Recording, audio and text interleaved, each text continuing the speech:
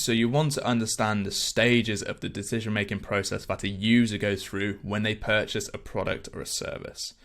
Now, this is fantastic to see that you want to understand this, because from working in marketing for 4 years now, I have come across quite a lot of people who don't even know the decision-making process and what goes into it. But it's really, really important to know, because this is what is going on in the user's mind subconsciously, okay? And if you can understand the subconscious mind of a user, you can tailor your ads and you can tailor your websites to include the content and everything the user needs in order to convert, okay? Because there's a list of things that a user wants to have before they are comfortable enough to make a purchase. So let's go through with the 5 stages. Okay, I'm going to keep this video sweet, so I'm just going to go over the stages in themselves, okay?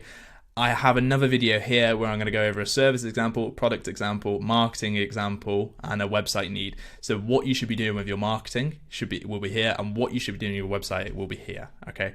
But this video, I'm just going to go over the basics of what they actually are.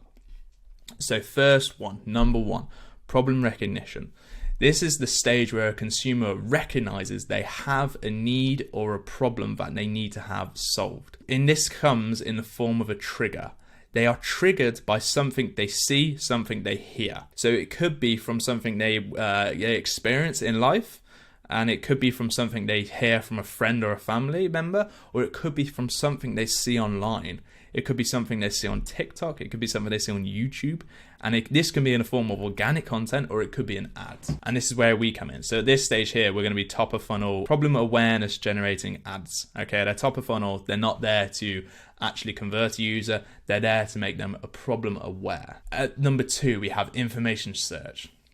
So after this user has recognized they have a problem that needs the solution to it, they're going to go through and find a lot more information about this problem or about the potential solution to it. Now, this can be done in the form of various sources. It could be referrals from trusted people, your friends or family, your colleagues, or it could be researching the solution on Google, YouTube, TikTok, Instagram. What I want you to do is, while I'm going through this, I want you to recognize, what do I actually do? Because you are a consumer yourself, okay? So you want to go through and think, what do I do at this stage? Because at this stage, what I typically do is I love going to Google and I love going to YouTube and TikTok. Now, I quite use TikTok as a search engine now. I find the short form content videos are really useful because I hate my time being wasted by long form content. Really annoys me in terms of if I just want to find the answer immediately. It can be very useful if you're more in a detailed search area, but if you just want to get the basic core elements, I love using TikTok personally, and I love using Google to find the actual people who can solve that problem for me, and I'll go onto their website and I'll find out more about them. Now, stage 3 is the alternative search. So you found out more about your problem and you understand there are solutions out there in the forms of product or services. But you're not an idiot. You want to make sure you get the best value for your money. So what you're going to do at this stage is find the alternatives. You're going to find the competition. And what you're going to do is you want to make sure that you find the ones that best fit your criteria or requirements. So your requirements are what you are personally looking for in terms of that solution. And then it could be something like a budget as well. You want the best fit for you. So at this stage, you're going to find, say, 5 people, for example, 5 businesses that solve your problem. And then you're going to slowly shortlist it down. Okay, you're going to be like, okay, these 2 didn't quite fit the budget requirement. These ones didn't quite fit my criteria, and there you go. You found the one you want to go for. Okay, that's very, very quick, the way I've done it there. But that is, in theory, what happens at the alternative stage. So what you've done now is you've shortlisted the one you want to go for. And at this stage, you're going to go through and make your purchase decision. So you're going to go through to the website and you're going to make that purchase of that specific product or service. And that's pretty much it. There's nothing more to that. Now you've made the purchase decision. Okay, once you go through with that, you go to stage 5, which is the post-purchase evaluation. And in this stage here, a user is basically assessing how satisfied they are with that purchase they have made. Did it fit the criteria as well as it showed before I made this purchase? Okay, basically, Did it live up to what it looked like it did on the website or on the marketing? Okay.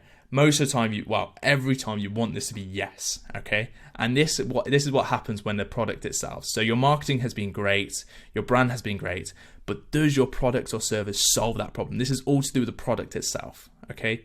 Is this product living up to the marketing or this great branding you've done with it in the first place?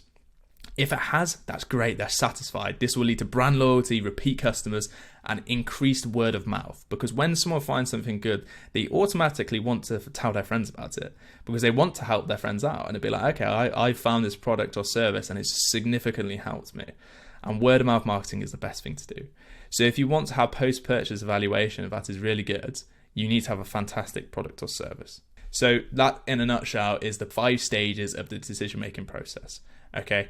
I told you in my next video, I'm going to go over this in a lot more detail in terms of the marketing needs and in terms of the website needs. What you need to have in place in order to give the user everything they need when they go through this decision-making process. Okay. If you guys want to answer me any questions about this, please reach out to me on LinkedIn. I accept every connection and I reply to every message I get. Okay, guys. Hopefully that helped you out, and I'll see you on the next one.